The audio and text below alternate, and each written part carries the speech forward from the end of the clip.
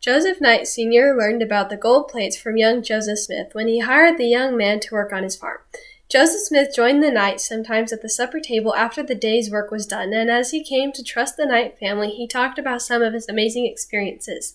When it was time for Joseph Smith to receive the plates in September of 1827, Joseph Knight even arranged to be at the Smith home in Palmyra. That night, Joseph and Emma Smith used Joseph Knight's horse and wagon to go to the hill Cumorah to get the plates.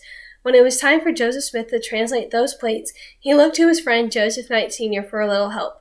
As a young married man, Joseph Smith had a hard time earning living and translating ancient scripture at the same time, and he had no horse or wagon to ride off to buy supplies, even if he had money to buy things. Joseph Knight several times rode 20 miles to take food and supplies to Joseph Smith so he could keep translating.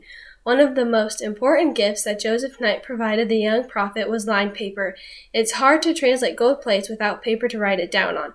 Writing paper at the time in 1828 was mainly milled from linen or cotton rags, and a ream of paper could cost $4 to $5, which was a lot of money. You could buy an acre of farmland for less than a ream of 480 sheets of paper at that time.